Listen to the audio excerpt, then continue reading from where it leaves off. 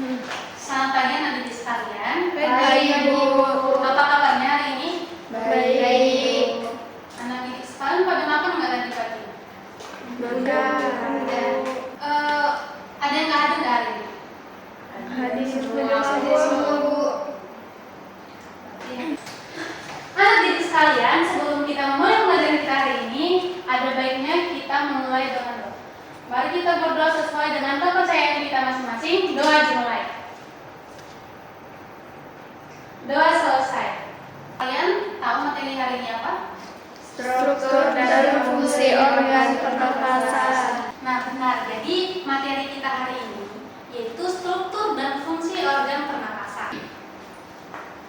Nah jadi ada topik pembahasan hari ini yaitu ada pengertian pernapasan, struktur organ pernapasan, fungsi organ pernapasan, dan gejala penyakit atau gangguan pada sistem pernapasan. Gambar di depan ini, anak didik sekalian bisa nggak analisis arti pernapasan lewat gambar yang sudah saya tampilkan? Kalau ada, tolong tunjuk tangan. Ada yang tahu nggak boleh tunjuk tangan? Saya kok. Dewi, coba Dewi. Jadi setahu saya Ibu, pernapasan ini adalah proses masuknya oksigen dan keluarnya karbon dioksida. Benar sekali, tepuk tangan dong buat Dewi. Bagus ya Dewi. Nah benar ya, jadi pernapasan itu proses pengambilan oksigen dan pelepasan karbohidrat yang menggunakan energi yang ada di dalam tubuh. Nah tentunya pernapas ini tidak asing lagi ya buat anak didik sekalian. Nah ketika kalian bernapas, kalian itu sadar atau enggak? Ya kebanyakan orang memang itu bernapas itu tidak disadari karena itu berlangsung seumur hidup gitu. Selama kita hidup kita tuh bakalan terus bernapas. Nah kalau kita hitung-hitung ternyata manusia itu bernapas sekitar 12-18 kali dalam 1 menit. Yang itu artinya dalam satu hari itu kita bisa bernapas sebanyak 17.280 kali. Apa saja organ-organ yang kita gunakan dalam proses pernapasan? Nah, yang pertama itu ada hidung. Nah, hidung ini merupakan organ pernapasan yang paling luar. Nah, teman-teman bisa lihat sekalian gambar ini. Nah, jadi hidung ini berfungsi untuk menghirup udara pernapasan, menyaring udara, menghangatkan udara pernapasan, serta resonansi suara.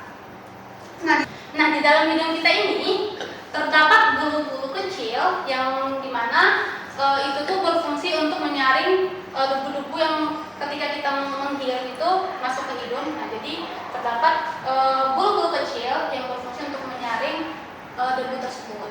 Organ pernapasan selanjutnya yaitu faring. Nah faring ini merupakan bulu kerongkongan yang merupakan percabangan dua saluran pencernaan, yaitu antara saluran pencernaan dan saluran pernapasan.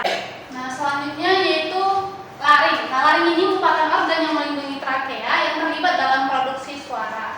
Nah, jadi laring ini merupakan saluran pernapasan yang membawa udara menuju ke trakea.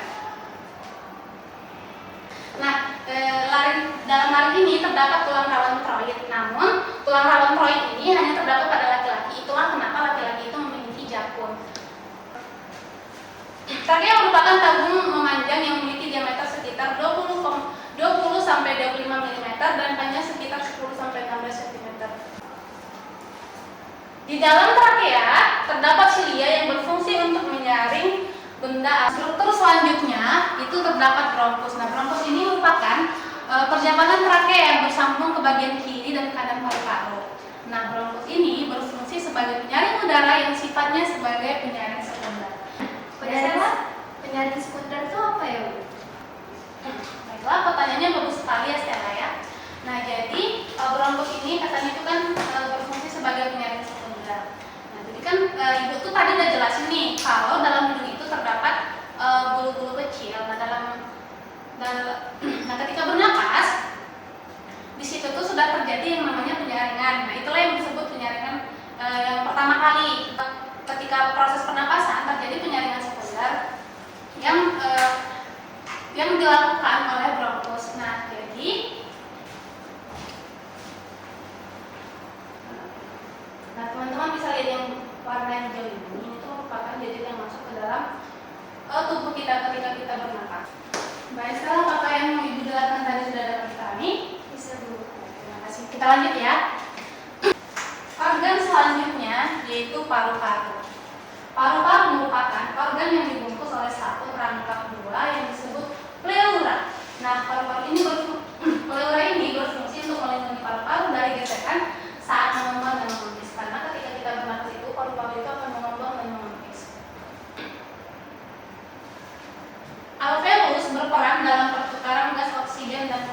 dioksida. Jadi tadi itu pertukaran oksigen dan karbon dioksida itu terjadi di alveolus. Kita mempelajari proses-proses pernapasan dan organ-organ yang berfungsi dan yang bekerja pada ketika kita bernapas.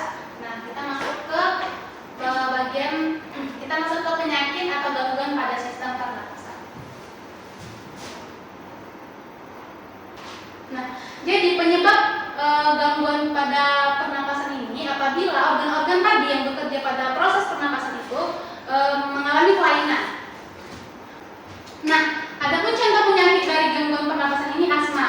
Asma ini terjadi apabila kita itu sering menghirup udara-udara kotor. Jadi itulah pentingnya ketika kita berada di luaran kita itu menggunakan masker supaya udara-udara kotor tersebut tidak diserap oleh tubuh. Selanjutnya yaitu emfisema. Nah, penyakit emfisema ini biasanya itu disebabkan karena kecanduan dalam merokok.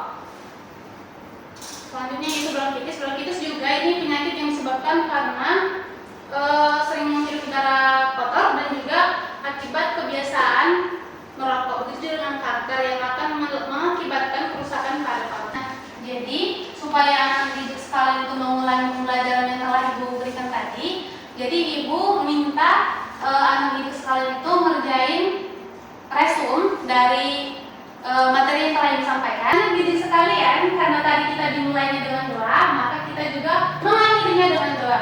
Mari kita berdoa menurut kepercayaan kita masing-masing. Doa dimulai. Doa selesai. Baiklah, sekian materi hari ini. Ibu akhiri. Selamat pagi.